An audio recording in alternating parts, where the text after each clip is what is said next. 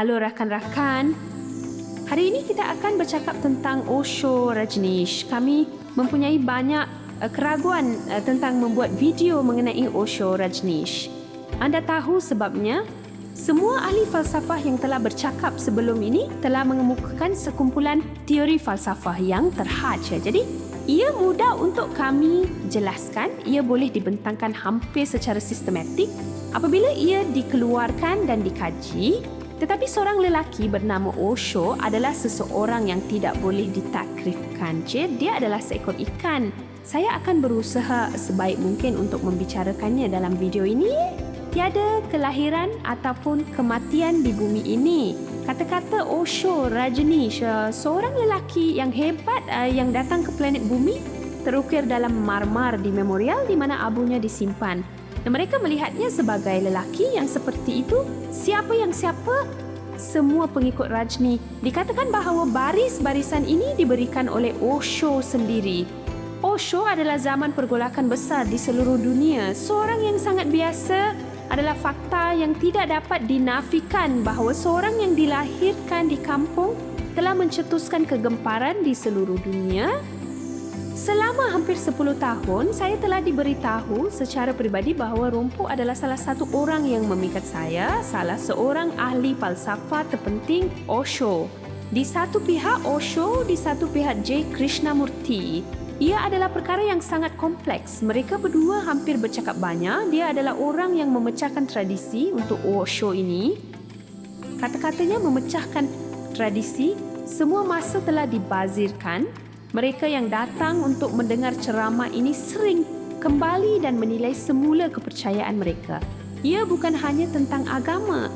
Salah seorang daripada mereka adalah seorang Marxis atau mungkin dia akan datang dengan falsafah lain. Semua kepercayaan yang dia pegang setakat ini untuk mendengar dia bercakap, semua pelbagai kepercayaan yang berada di atas pelan ideologi, telah hancur. Seperti ini Osho Rajneesh Ji datang dan mempersembahkan satu pelanggaran, satu perpisahan kepada orang-orang dari pelbagai lapisan masyarakat. Itulah sebabnya dia datang dan menghadapi banyak tentangan. Banyak negara telah meninggalkannya. Dia tidak dibenarkan untuk mengembara ke lebih daripada 20 negara. Dia diusir dari Amerika Syarikat, Greece, Ireland, England dan banyak negara lain datang dan mengusirnya. Apa sebabnya? Sungguh menakjubkan bahawa kita memikirkannya begitu banyak. Seorang guru spiritual yang dia temui bukanlah seorang pengganas besar. Seorang guru spiritual memberikan ceramah spiritual. Anda perlu berfikir semula dan membaca semula. Jadi jika kita mengemukakan soalan tentang apa yang akan menjadi masalah bagi negara-negara ini, ia akan membawa kita banyak jawapan di peringkat politik Rompo. Dari segi politik, agama Kristian memainkan peranan yang sangat penting di negara-negara barat, termasuk Amerika Syarikat.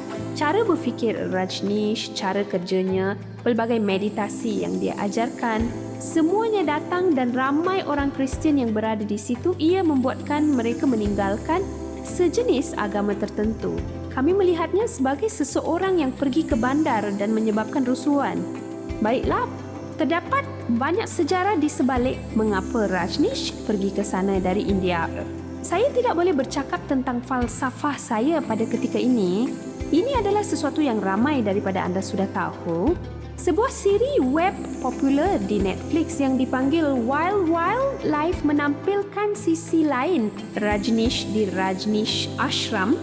Tuliskan, dia pergi ke Oregon dan mengepung salah satu kampung terbesar di Amerika dan menukarnya menjadi Rajneesh Puram, di mana ribuan pengikut Rajneesh berkumpul dan pelbagai jenis ceramah serta latihan diberikan di sana setiap hari. Dan disitulah masalahnya timbul. Anda tahu semua ini. Itulah ketika dia tiba dan ditangkap. Dari situ dia pergi. Dia kembali dan melihat dunia. Sebelum ini dia telah datang ke Mumbai. Acharya Rajneesh adalah yang pertama memulakan. Jadi saya mula melihat buku-bukunya.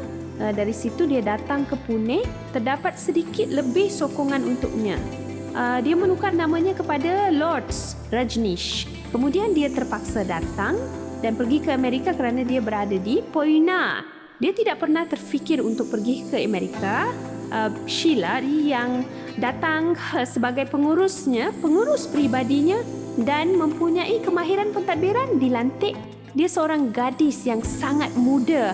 Mereka datang kepada kerohanian ini, meditasi dan semua itu. Dia sangat terlibat dalam pentadbiran ini. Dalam situasi seperti itu, dia berhubung dengan ramai orang dan menemui tempat seperti itu di Amerika dan ada cerita untuk menyatukannya. Selepas itu, apa masalahnya meninggalkan Pune? Kemudian Morarji Desai adalah Perdana Menteri. Apabila ucapannya datang, terdapat sejenis anti-Hindu dan semua yang ada di sana datang dan mencetuskan masalah. Jadi terdapat banyak tekanan kerana dia dianggap menentang agama dan ashram itu mula runtuh. Ia adalah satu krisis di mana kami tidak lagi boleh datang dari sini dan melakukan kerja-kerja kerohanian kami.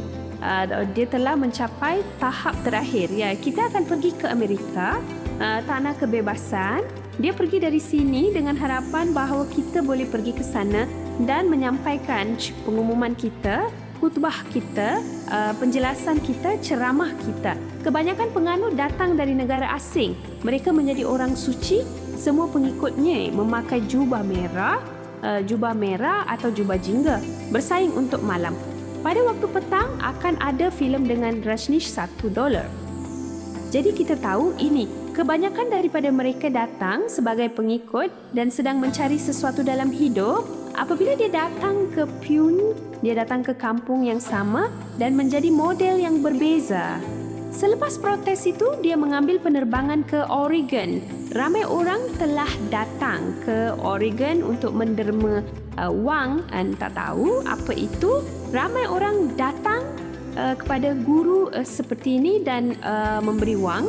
Kemudian timbul persoalan siapa yang akan memberikan begitu banyak wang kepada Rajneesh. Terdapat pelbagai struktur pentadbiran. Pengurusan Rajneesh adalah seperti apa yang dilakukan oleh sebuah syarikat korporat.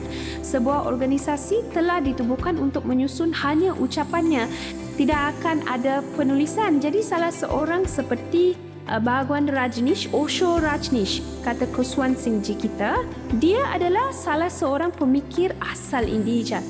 Khuswan Singh, editor majalah mingguan bergambar, memberitahunya bahawa dia adalah salah seorang yang paling reflektif diri dalam sejarah India. Kushwaha datang untuk menemuinya.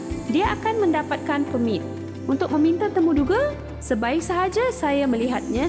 Rajneesh datang dan bertanya kepada saya apa yang perlu saya lakukan. Awak tidak perlu buat apa-apa untuk saya. Saya ingin melihat bagaimana anda sampai ke mesyuarat ini. Anda tidak perlu berada di sini jika anda tidak mahu melakukan apa-apa. Kamu boleh pergi. Kemudian Khuswan Singh menulis sesuatu. Sebelum saya bertemu dengannya, saya berada di bilik depan melihat-lihat perpustakaannya ya. Saya melihat bahawa terdapat begitu banyak buku tentang ahli falsafah dari pelbagai pemikir di dunia ya. Semua buku Rajneesh saya telah membaca rujukan dalam buku-buku tersebut. Jadi terdapat banyak buku. Khuswan Singh berkata, ramai guru dari India telah datang ke sini. Ribuan pemimpin rohani telah pergi, tetapi dia adalah guru yang paling berpendidikan di dunia itu. Setakat Rajneesh, dia bukan seorang guru. Saya akan kembali kepada falsafah itu, tetapi kita boleh datang dan melihat Rajneesh sebagai panduan rohani yang telah banyak membaca adalah sesuai untuk mengatakan Osho.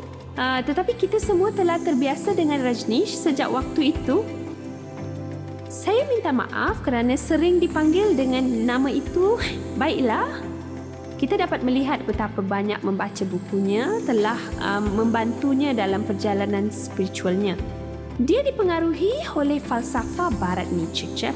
Saya sudah memberitahu anda bahawa Zarathustra berasal dari falsafah Nietzsche mencipta orang baru. Dia berkata seorang lelaki baru akan datang.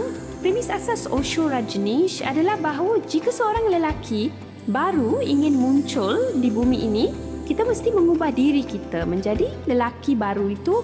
Apa yang akan menjadi lelaki baru ini, dia akan melihat dirinya sendiri. Dan kemudian ada semua kata-kata spiritual itu. Ia sangat memukau. Sekuntum mawar adalah sekuntum mawar yang anda mahu mekar dalam diri anda.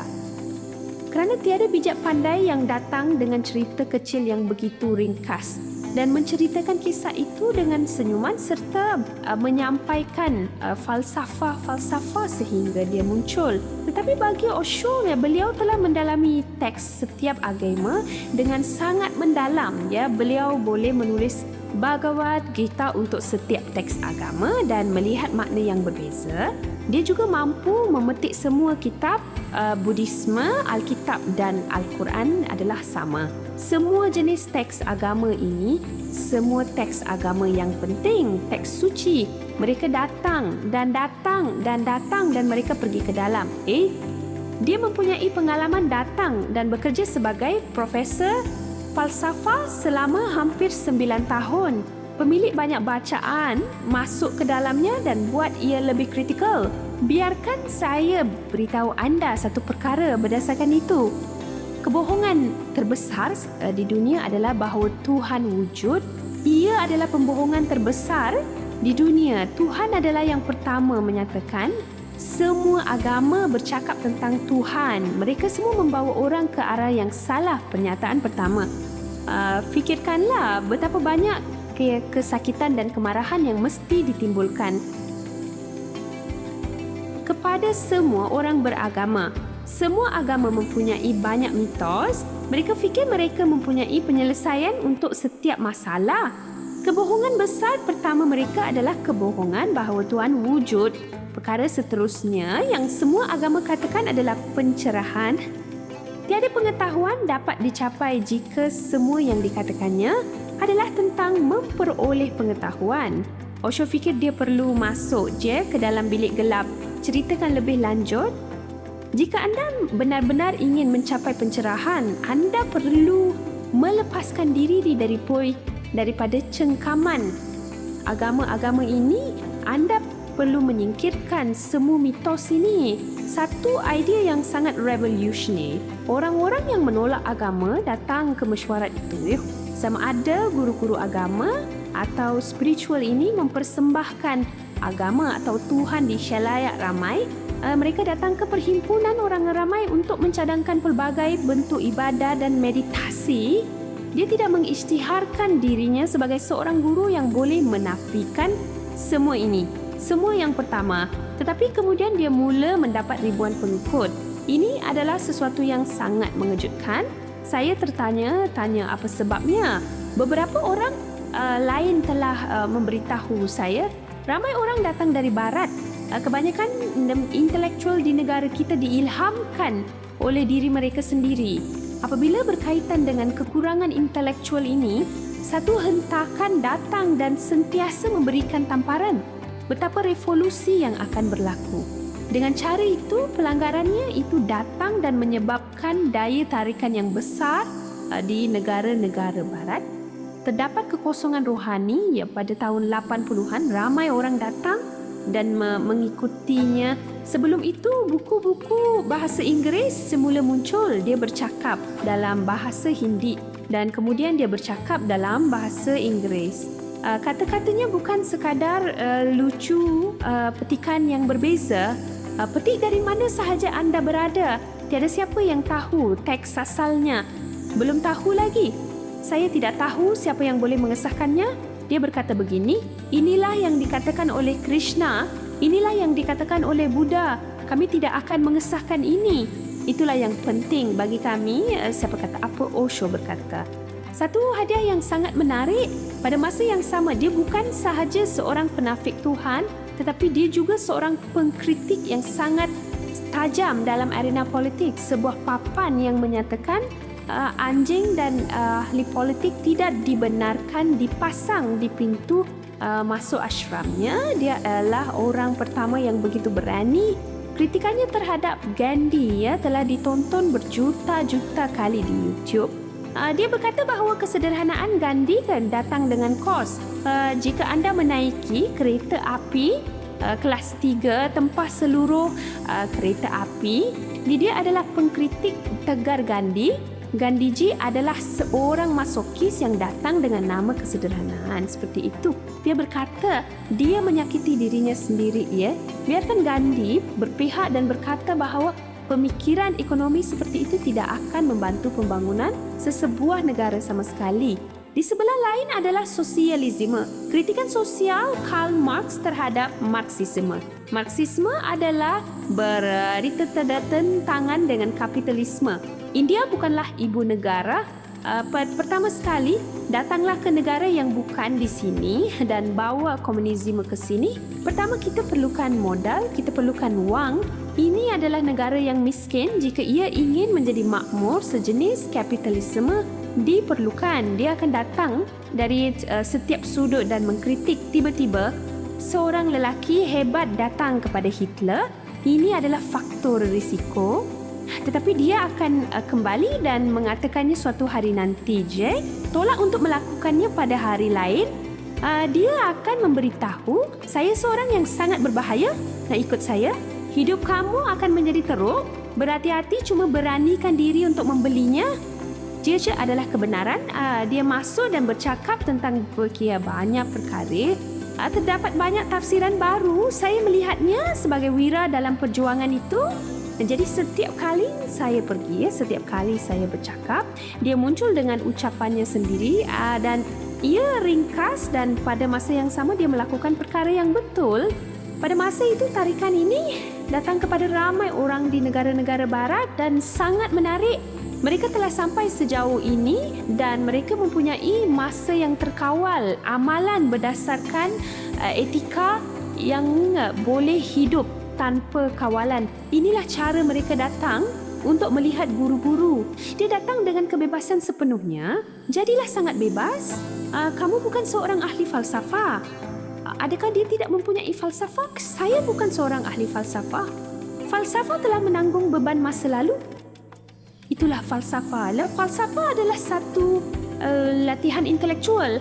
Dengan kata lain, falsafah gimnastik adalah gimnastik intelektual.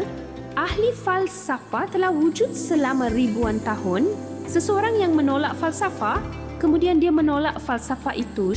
Tiada penyelesaian kepada falsafah penolakan ini. Tiada keputusan boleh diambil dalam hal ini. Tetapi saya tidak bercakap tentang falsafah. Saya berkongsi kehidupan saya dengan anda dalam bahasa Inggeris. Saya akan berkongsi diri saya, apa yang saya mencipta satu saat di mana anda boleh merasakan apa yang anda adalah. Ini adalah konsep kewujudan barat, ia adalah konsep India. Apa semangat makhluk ini? Dia berkata sesuatu yang lain. Jiwa menafikan semua ini. Dia datang ke sana dan menegakkan dirinya sebagai seorang Buddha. Apabila dia pertama kali melihat dirinya sendiri, dia berkata bahawa dia telah datang sebagai seorang Buddha. Dia mencapai pencerahan pada usia 22 tahun. Itu adalah satu pengisytiharan. Apabila bercakap tentang genre ini, J. Krishnamurti tidak mencadangkan sebarang amalan. J. Krishnamurti berkata, lihat diri anda dan berhenti. Inilah yang dikatakan oleh Rajini dan dia datang dan takut. Saya seingin bermula kemudian. Osho beritahu saya, JK adalah seorang mistik yang hebat. Dijelaskan dengan indah secara intelektual. Dia tidak dapat mencapai segalanya kerana dia tidak dapat mengatakannya secara intelektual, bercakap dan berfikir. Itulah yang dikata. Semua telah diperkatakan. Tidak mungkin untuk memberikan kebangkitan rohani atau pengalaman melalui perbincangan ini. JK tersesat. Saya akan naik apabila Osho berkata bahawa dia akan membawa anda juga. Dia datang dan mempersembahkan pelbagai amalan spiritual. Jika anda mahu merasakan diri anda perlu datang dan merasakan diri anda. Jika anda mahu dikenali, anda perlu datang dan mengenali minda anda. Yoga adalah untuk mengenali minda. Itulah yoga. Yoga adalah apa yang anda. Kemudian amalan meditasi beliau berkembang menjadi satu set latihan yang sangat berbeza. Itulah yang menarik lebih ramai orang barat untuk datang. Anda boleh melihat videonya di YouTube. Ada sesetengah orang yang takut untuk datang. Dia mencadangkan pelbagai teknik. Semua teknik ini kini tersedia secara meluas. Kebanyakannya dia mencipta lebih daripada 100 trik dan menyampaikannya melalui meditasi. Ini dipanggil meditasi dinamik. Kami semua ingin tahu bagaimana meditasi dinamik itu dan bagaimana rasanya apabila masa itu tiba. Tiada video YouTube. Semua ini kini muncul di YouTube. Terdapat 5 peringkat meditasi. Dia mengamalkan semua jenis meditasi. Dalam meditasi dinamik ini terdapat meditasi Nataraja. Mistik lain adalah meditasi pada mawar spiritual. Meditasi nada Brahma adalah sebuah meditasi. Maksud saya ada gegaran Kundalini. Anda tahu tentang Kundalini? Ia sudah menjadi komponen mistik yang sangat popular di India ya. Inilah trik yang membawa air mani nada yang berada di bawah tenaga Kundalini ini ke atas dan membuat 1000 tunas teratai mekar di tengkorak. Ia adalah Raja Yoga. Dia memberi ucapan yang hebat. Salah satu keindahan ini adalah bahawa semua perenggan teks mendengar perbualan dengan sangat terperinci. Jangan bercakap. Dia sedang bercakap. Masalah besar dengan Rajini adalah dia tidak datang dan menyampaikan dialog. Dia akan berkata, nah itulah dia. Ia bukanlah proses dialektik. Saya tidak melihatnya sebagai kritikal kecuali apabila saya mendengarnya dan datang seperti kobra ke mahkota.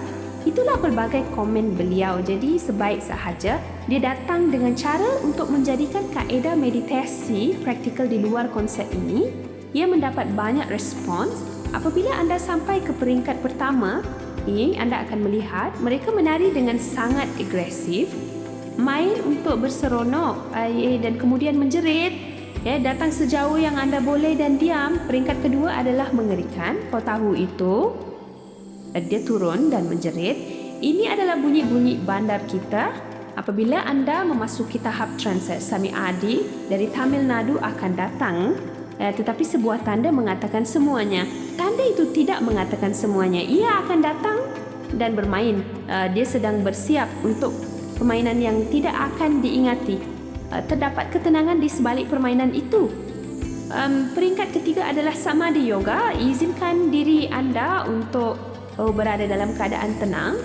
Untuk ini semua orang perlu datang dalam rangka kerja dan berlatih. Dan itulah ketika hubungan menjadi rumit. Semua adalah sama. Semua adalah sama. Tetap berpijak di bumi nyata. Jerit, sebuah kewujudan yang damai. Dia percaya bahawa akan tiba saat di mana mereka akan menyedari diri mereka sendiri. Dia percaya semua ini adalah Rajini Sir. Apabila masanya tiba, mereka semua percaya. Mereka mahukan keamanan. Walaupun kita menari sedikit di rumah kita dan kemudian berbaring rata di atas lantai dan hanya mengamati nafas, kita akan merasakan bahawa kita telah pergi ke tahap yang lain. Ini adalah teknik pasca moden. Dia juga dikenali sebagai yogi pasca moden. Apakah spiritualitinya dan spiritualiti pasca moden? Anda tidak mempunyai sebarang kawalan. Tidak kira pusat mana yang anda datang, anda tidak boleh datang kepada falsafah yang bebas untuk mengatakan bahawa anda tidak akan terhad kepada satu pusat. Dan tiada teori, tapi dia tidak mempunyai teori. Latar belakang akademik. Saya ingin memberitahu anda sesuatu yang sangat penting. Semua amalan ini akan sangat menarik bagi golongan muda. Apa yang muncul hari ini ialah banyak kelab disko telah ditubuhkan dan memainkan tarian ini. Mari kita lihat sekarang dengan banyak cahaya subjek, banyak tarian dan nyanyian telah datang ke pub hari ini dan banyak yang telah mula berlaku. Rajneesh ingin datang dan mencipta kelab yang berbeza seperti ini. Terdapat banyak rekod tentang ini. Para pengikutnya semua mereka adalah sanyasi, Neo Sannyasin, separa suci baru. Ini agama saya. Agama baru, tiada agama. Mencipta seorang yang baru. Mereka yang baru ini akan mengambil alih dunia, menangkap apa yang orang mahu tangkap. Mereka akan mencipta budaya baru dan dunia baru. Semua itu tidak berlaku. Apa yang saya katakan sekarang adalah bahawa ramai orang muda kembali ke saluran YouTube ini, sangat sukar untuk memahami sepenuhnya falsafahnya, Video-video kecil ini menunjukkan apa yang kita boleh lakukan. Orang muda perlu berfikir. Untuk benar-benar menjaga diri kita, seorang guru perlu datang dan berfikir sama ada cara lain, sama ada melalui teknik yang dikemukakan oleh seorang guru seperti beliau.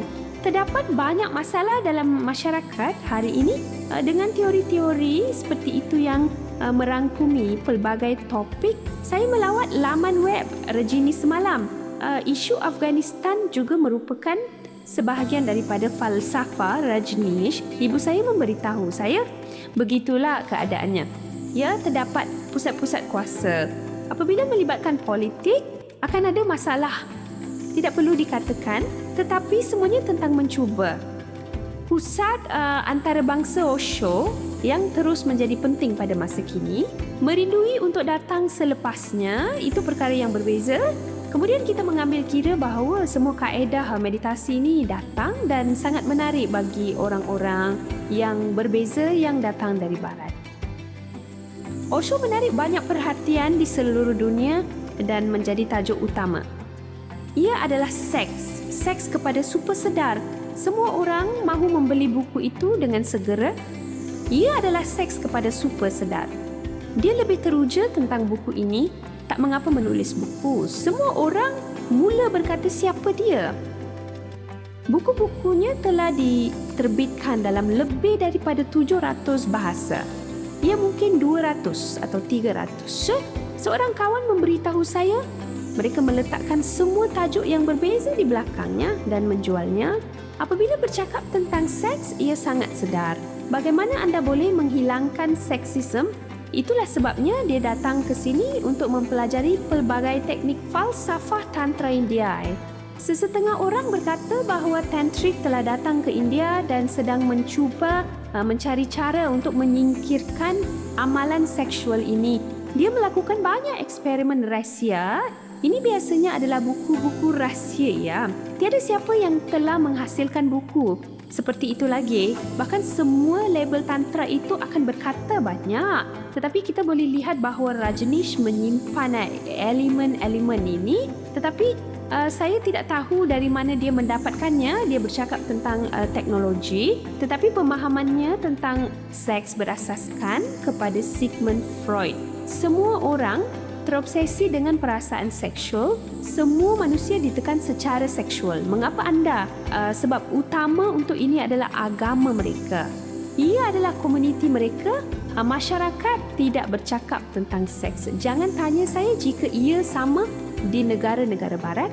Jadi perasaan seks yang terpendam ini datang dahulu dan disublimasikan.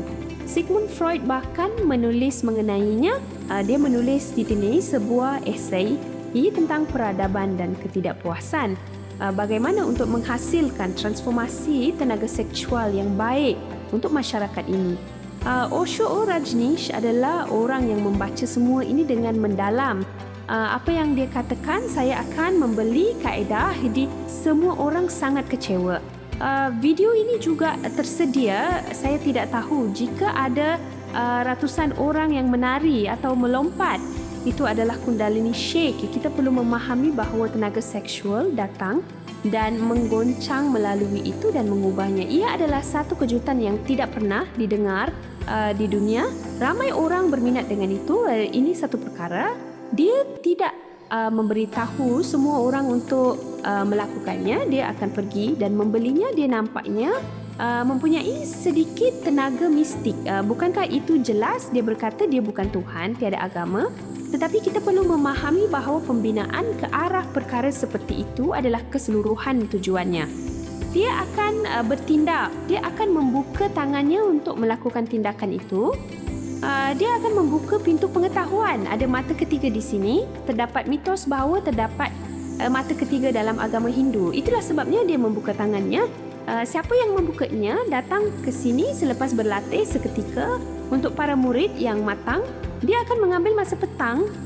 Saya tidak mempunyai kawalan ke atas. Apa maksudnya? Saya tidak tergolong dalam mana-mana agama. Saya akan datang dan memberi sedikit nasihat kepada anda. Jangan salah faham apa yang saya katakan. Saya tidak akan mengambil sebarang tanggungjawab. Saya akan menjaga diri saya dengan mudah. Itu tidak bermakna tiada kuasa ke atas diri saya. Lihat amalan seksual ini, sebaik sahaja dia muncul dengan perkara seperti itu. Bahkan di beberapa tempat terperangkap dalam bilik, sebuah lorong. Kunjungan beliau ke Rajneeshpuram adalah satu yang megah. Kita biarkan saja di situ. Dia menghubungi media dan meminta mereka untuk mendapatkan dokumen tersebut. Video-video tersebut tersedia. Ia sangat mengejutkan. Ambil video ini dan keluar dari sini. Ia sangat mengejutkan dunia. Apa ini? Dia datang dengan sesuatu tentang seks yang mungkin masih sukar untuk diterima oleh ramai daripada kita. Kanak-kanak tidak perlu tahu siapa ibu bapa mereka. Hanya ibu saya yang tahu. Di mana kamu? Itu adalah komun. Komun adalah komuniti yang wujud bersama. Sesiapa sahaja boleh datang dan menyertai mereka. Kanak-kanak itu tidak perlu tahu siapa bapanya. Semua orang harus bertanggungjawab terhadap anak-anak mereka. Jadi inilah cara dia membentuk sebuah komuniti. Inilah cara ia berlaku dalam masyarakat purba kita. Dia akan bangkit ke tahap itu. Ada ratusan orang yang hidup seperti ini. Mereka datang ke sini untuk menemukan kehidupan liar. Kami datang ke Amerika. Apabila kita berbangga menjadi negara yang bebas, seseorang telah mendorong kita untuk mengamalkan alternatif. Itulah kebenarannya. Dia datang ke penjara dan memberitahunya bahawa dia tidak mempunyai dokumen yang cukup, bahawa terdapat penyalahgunaan dada dan bahawa terdapat pelbagai tuduhan lainnya. Cerita itu masih diceritakan hingga hari ini. Kenapa kamu tanya? Apabila anda bertanya mengapa anda adalah sebuah negara merdeka, inilah cara untuk menjawabnya, ya. Ia hanya berfungsi pada satu sisi dirinya. Semua klip video asal datang dengan banyak maklumat. Jadi apabila kita melihat semua ini, kita rasa bahawa seseorang perlu datang dan pergi bersamanya. Jika tidak, dia adalah orang yang jahat dan dia adalah lelaki yang bernafsu yang datang untuk merosakkan negara. Dia akan dihalau pergi. Jadi kita boleh pergi kedua arah. Ada pandangan lain tentang intelektual India. Dia betul tentang segala-galanya. Tetapi kami tidak boleh mengamalkannya. Itu terlalu banyak, tuan. Mari kita bawa hingga ke tahap di mana walaupun seseorang datang ke jalan tengah yang dikatakan oleh Buddha, kita akan sampai ke tempat itu dan menjadi penganut Buddha. Saya ingin memberitahu satu perkara di sini. Dia tidak merujuk kepada amalan yoga dan meditasi ini sebagai cara untuk menyedari diri, hanya untuk datang dan membebaskan diri untuk pencerahan, kan? Dia memulakan pusat rawatan psikiatri. Bukan itu sahaja. Organisasi Rajneesh telah membeli jutaan dolar untuk syarikat besar seperti IBM dan menyediakan kaunseling serta latihan di sana. Kawan-kawan, saya telah bertemu dengan ramai sanyasi yang mengikuti Rajneesh. Saya pergi ke mesyuarat dan bercakap dengan mereka. Kebanyakan daripada mereka datang untuk belajar, baca banyak, berfikir banyak. Yang perlu dia lakukan hanyalah memberitahunya untuk datang. Bukan begitu? Semua putera besar merosakkan dia dengan semua harta benda mereka. Banyak wang. Ini adalah tahap yang kita berada. Kita lihat di sini bahawa ia adalah satu teknik, ia adalah satu metodologi dan dia tidak datang untuk mempertimbangkan dan membuat amalan. Seorang bijak pandai tertawa, dia sedang menari. Dia belum berkahwin. Dia akan melakukan sesuatu yang lain. Lakukan sesuatu mengikut tradisi, ya. Semua bijak pandai sanyasi atau guru spiritual yang kita kenali datang dan memberitahu kita untuk menjalani kehidupan yang sederhana. Akan lebih mudah untuk memakai pakaian ini. Dan kita juga tahu bahawa para biku yang datang kepada agama Buddha dan datang dengan sangat sukar, para biku itu harus datang dan mengikuti kaedah-kaedah tersebut, ya. Tetapi bagi dia itu tidak berlaku. Kekayaan bukanlah kejahatan, adalah salah untuk miskin, ya. Dia jangan meraihkan kemiskinan, ya. Tidak salah untuk datang dan menambah barang. Nikmati mati bahan tersebut. Tolak semua masa ketika mereka datang ke dunia ini dan mengatakan bahawa kehidupan dunia ini adalah satu penipuan. Fahami hanya konsep-konsep yang boleh dikatakan untuk hidup dalam kehidupan ini. Belajar untuk menjalani hidup ini, ia memerlukan wang, ia memerlukan materialisme. Apabila dia sampai di sana, kira-kira 93 kereta Rolls-Royce datang kepadanya dan para pengikutnya membelinya untuknya. Adakah Syanda mahu membeli 500? Kereta itu menjadi kereta syarikatnya untuk dia pergi ke Rolls-Royce setiap hari dan mula menjadikan segala-galanya istimewa. Bukan itu sahaja. Dia memakai rantai berlian platinum, lipatan jari manis. Ia terdapat dalam semua jubahnya dan jubah-jubah yang dihiasi dengan tali berlian, kan? Inilah yang dia hasilkan dan memberitahu beberapa orang tentang mengejek materialisme. Dia melihatnya dan tersenyum. Dia tidak perlukan semuanya, tetapi dia hanya mahu meraihkan. Kesucian akan datang. Selibat adalah mengurangkan makanan. Tiada hubungan seks. Satu sisi, agama telah mencipta sesuatu yang boleh mengawal kita dengan begitu banyak teori di satu pihak. Jadilah ceria yang baik. Raikan. Rajasinisme adalah cara untuk menjalani kehidupan. Saya telah berkata ini sebelum ini. Dia sedang cuba menulis sebuah buku tentang rajasinisme dan menjadikannya sebagai agama. Rajini berkata, mereka datang dan pergi. Mereka mengambil semua wang dan melarikan diri. Semua ini tentang cuba membunuh beberapa orang. Ibu saya masuk penjara dan melakukan banyak temu bual. Saya cakap, jangan risau tentang perkara itu. Kemudian Rajneesh datang dan saya tidak mempunyai ism. Saya bukan Tuhan. Saya bukan Tuhan. Apa yang akan kau lakukan Tuhan? Saya tidak mempunyai sebarang agama. Agama apa yang kamu maksudkan? Saya nampak satu, ada yang mengatakan dia adalah seorang pemimpin rohani. Jadi dalam kes seks, jika dia datang dengan amalan baru dan anda terus mengamalkannya, perasaan nafsu itu akan hilang dari diri anda. Tenaga itu akan membawa anda ke jalan kerohanian. Itulah yang menjadikan seks sangat sedar. Saya tidak akan memberitahu anda apa itu falsafah. Dia bukan seorang ahli falsafah. Saya berkongsi kewujudan saya dengan anda. Kita semua saling terhubung. Seorang lelaki baru dilahirkan. Walaupun dia berkata ia adalah mistik baru, saya melihatnya sebagai akademik. Mari kita dapatkan derivasi kita. Falsafah jenis apa ini? Sebelum itu, apabila dia datang kepada falsafahnya dan melihat petikan itu, dia membawa 10 perintah. Falsafahnya adalah berdasarkan 10 perintah. Anda tidak melihat berenang, Yen. Teruskan dengan ombak yang tidak terkawal. Kamu hanya akan hanyut seiring dengan perjalanan hidup. Apa yang kamu berikan kepada kami? Satu matlamat perlu ditetapkan. Kita tahu falsafah bahawa kita akan sampai ke matlamat dan pergi ke arah yang bertentangan. Jangan sasarkan. Tiada sasaran. Matlamatnya adalah untuk hidup. Itu adalah matlamat pada diri itu. Apa itu? Tak perlu pergi berenang, kan?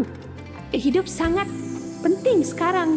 Ini adalah satu titik penting yang dia ambil dari Buddhism. Detik ini adalah penting, bukan masa lalu.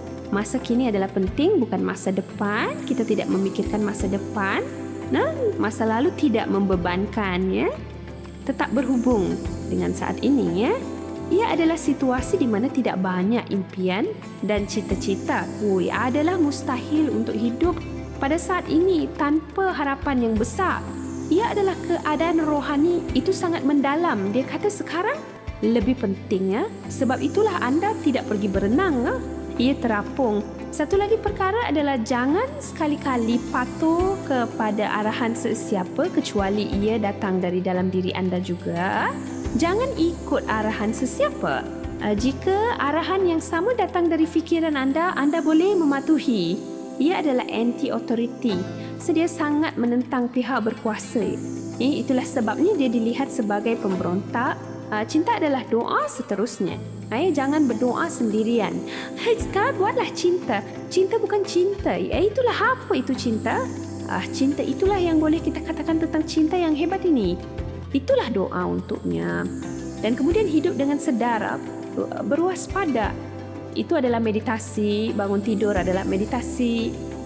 Vivekananda berkata, bersikap bangkit, jangan berhenti sehingga matlamat tercapai. Matlamat ini belum tercapai, kebangkitan sedang berbicara. Dia sudah bangun dan JK sudah bangun. Falsafah India mempunyai banyak perkara untuk dikatakan tentang ini. Dia telah memberikan penjelasan yang besar dengan mengambil hanya satu Yoga Sutra. Kami tahu itu, beritahu saya situasinya. Peringkat keempat adalah peringkat, ia adalah satu kebangkitan. Dia telah membandingkan banyak perkara seolah-olah dia telah mencapai keadaan itu. Dia telah mengambil lesen dalam semua agama. Tiada keperluan untuk mendapatkan lesen daripada mana-mana agama. Saya tidak bercakap tentang agama. Pada masa yang sama, ia adalah aliran semula jadi. Saya bercakap tentang Hercules. Apa hal dengan JK? Awak pergi tanya, saya sebuah bot. Datanglah kepadaku. Mereka datang dan mengambil ratusan ribu orang dengan tangan sambil berkata, saya akan memegang tangan anda. Biarkan saja, semua mereka bebas. Mari kita lihat apa yang mereka dapat. Sejarah mengatakan bahawa Rajneesh meninggalkan ribuan pengikut setia dalam keadaan terdesak. Dia menaiki penerbangan dalam krisis politik, mengambil berjuta-juta dolar wang, kemudian barang kemas dan jenis pakaian lain.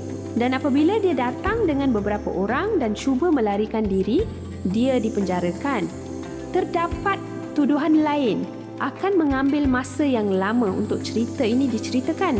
Tetapi kemudian dia datang dengan cara tertentu dan menghantarnya pergi dengan larangan supaya dia tidak datang ke sini. Kemudian dia datang ke Kathmandu dan tinggal di sana untuk beberapa waktu.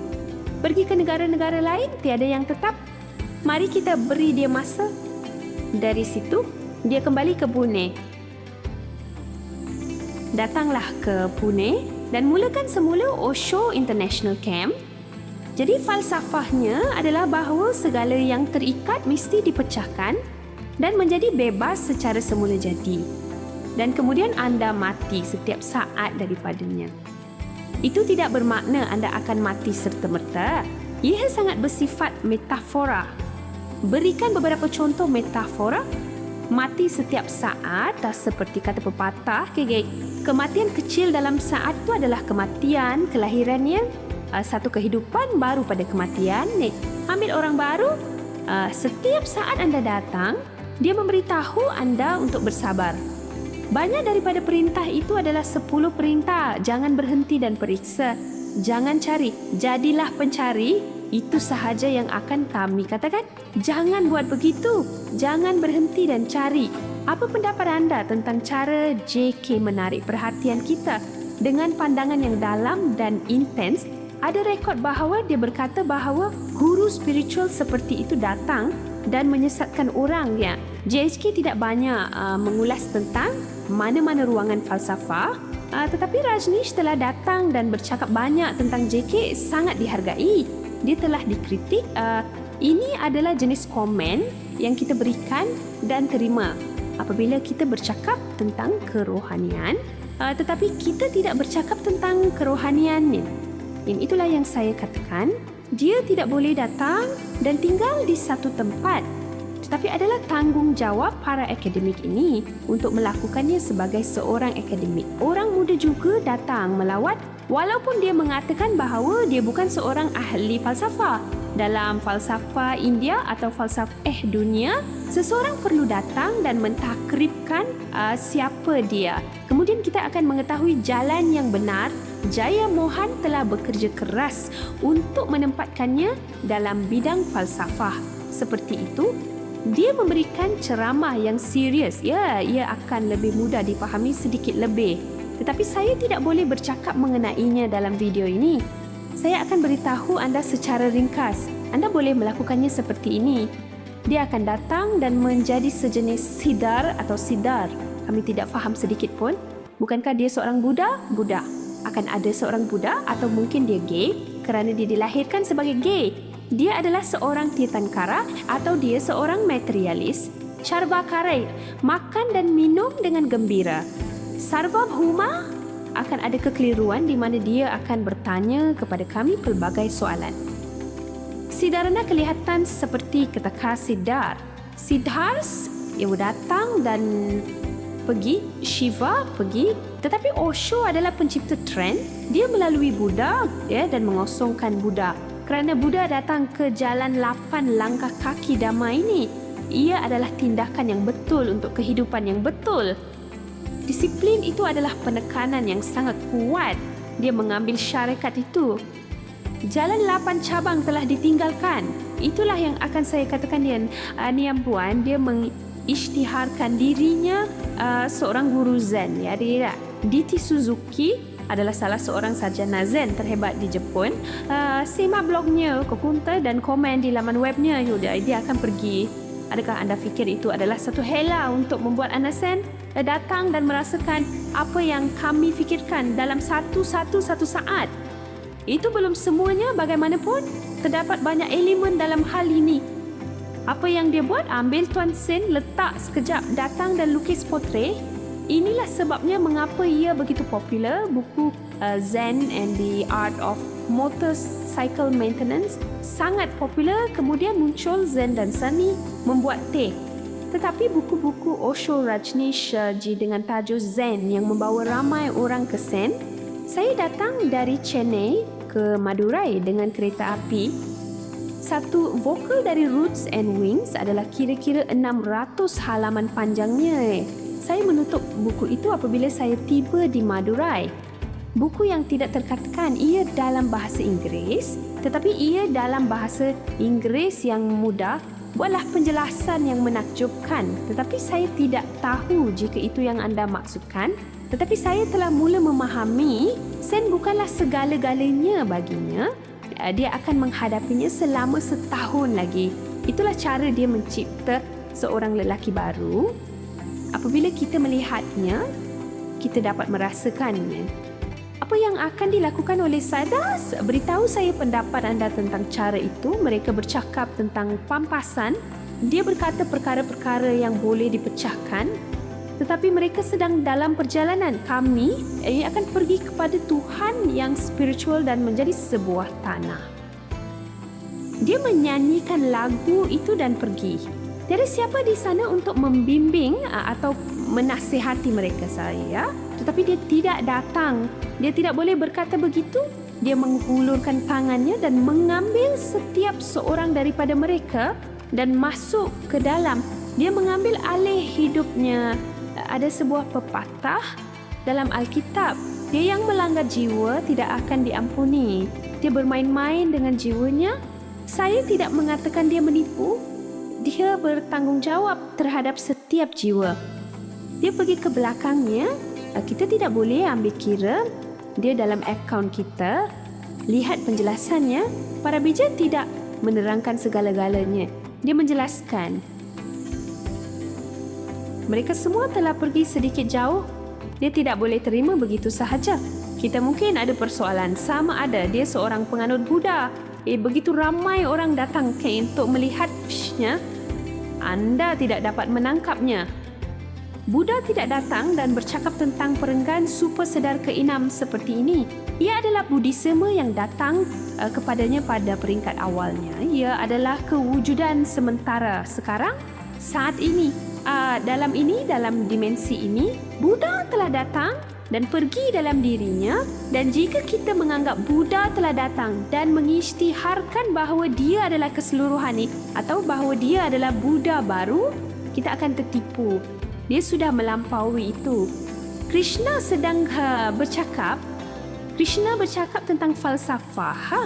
Romantik itu, Leela Krishna itu, dia suka. Ini adalah Leila Vinod dan dia suka semuanya. Seseorang mungkin berkata bahawa mungkin dia datang sebagai tuan dan berpakaian sebagai tuan. Makan minum bersukaria. Kita tidak sepatutnya ditipu seperti ini. Dia bercakap banyak kebijaksanaan. Dia mempunyai falsafah materialis. Dia menjadikannya amalan makan, minum dan bergembira yang praktikal itu akan menjadi gembira dan membawa kegembiraan ke tahap yang lebih tinggi. Ia membawa keadaan jiwa yang penuh kegembiraan. dia datang dengan teorinya dan membawa kereta itu kembali ke arah yang lain. Dia meninggalkan kereta dan mengambil laluan yang berbeza. Apa laluan itu? Itulah yang menarik perhatian semua orang, ya? Dan kita tidak tahu ke mana ia akan pergi. Mengapa kamu risau tentang ke mana kamu pergi? Tidakkah kamu risau tentang had itu?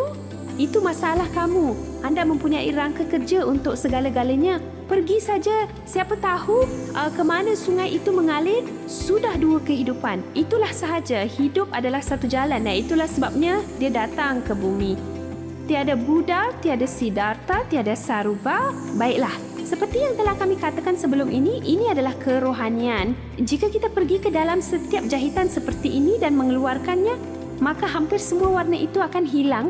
Tetapi dia tidak akan menjadi begitu dalam cara tertentu. Ia kelihatan kepada saya bahawa dia telah mengambil elemen penting dari buku itu. Dia masih datang dan mengambilnya dari Nietzsche.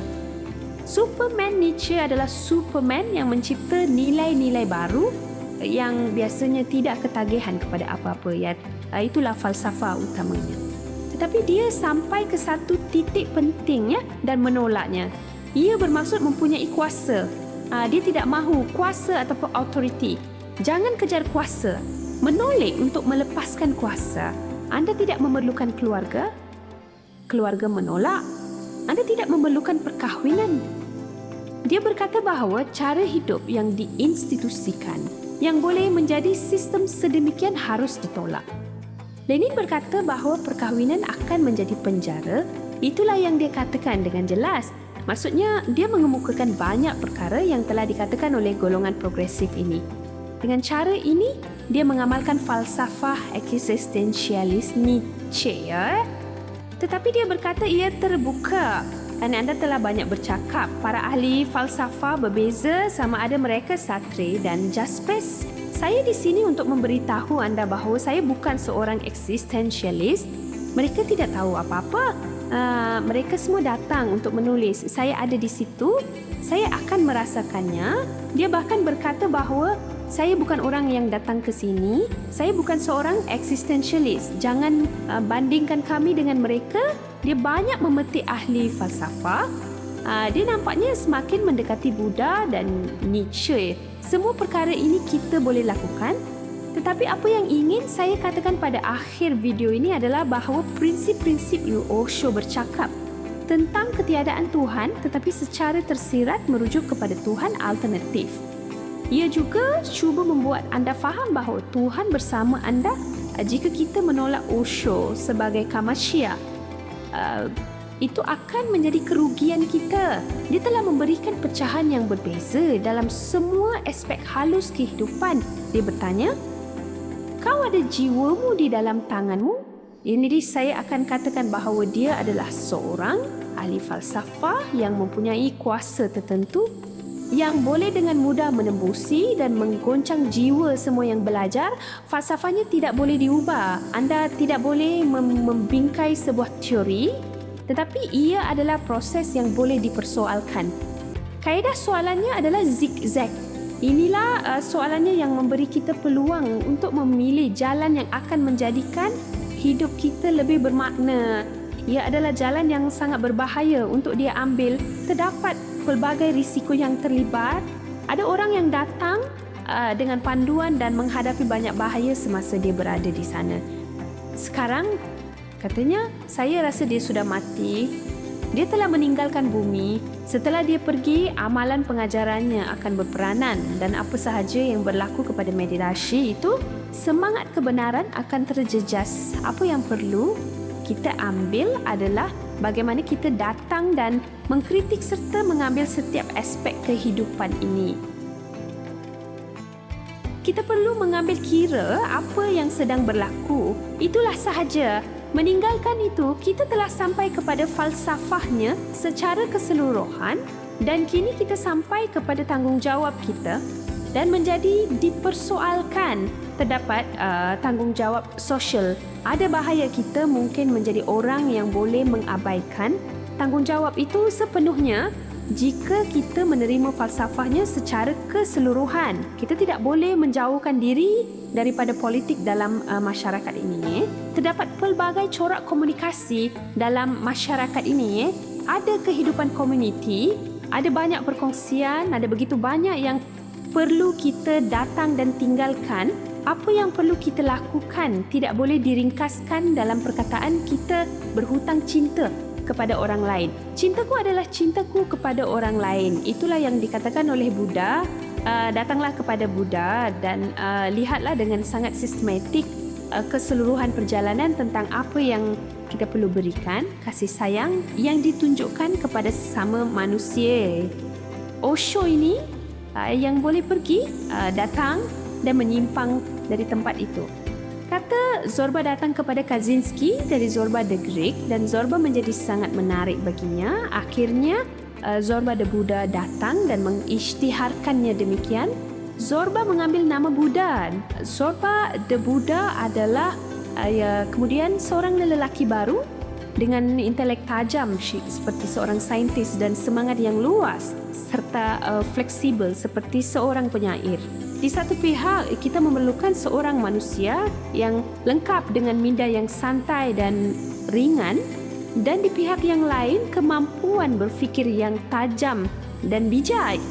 Dia mula memahami kehidupan. Tidak, nama anda adalah Osho, yo.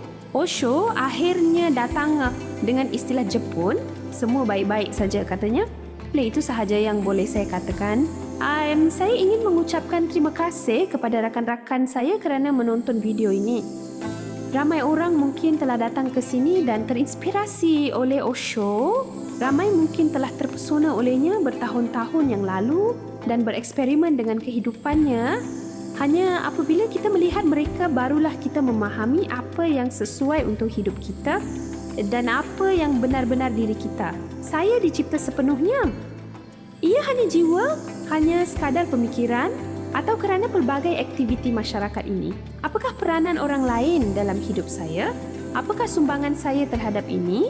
Bagaimana saya berhubung dengan masyarakat ini? Bagaimana saya berhubung dengan diri saya sendiri? Semua soalan ini tidak seharusnya datang dan pergi. Mungkin kegembiraan yang saya peroleh daripada duduk di tempat yang tenang dan melakukan amalan yoga dan meditasi ini serta menolak segala yang lain, ya. Tetapi persoalan harus ditimbulkan sama ada ia boleh dijadikan kegembiraan untuk semua, ya, okay? Pada tahap itu kita akan menemui pelbagai falsafah yang kita temui dalam kehidupan. Apa jua falsafah yang kita temui? Kita mesti melihatnya dengan pengetahuan tajam. Zorba the Buddha seperti yang dia katakan dengan tajam dan mempertimbangkan perkara-perkara yang perlu diterima di dalamnya. Hanya perkara-perkara yang nampak boleh diterima oleh anda dan menjadikannya sebagai cahaya untuk jalan kehidupan.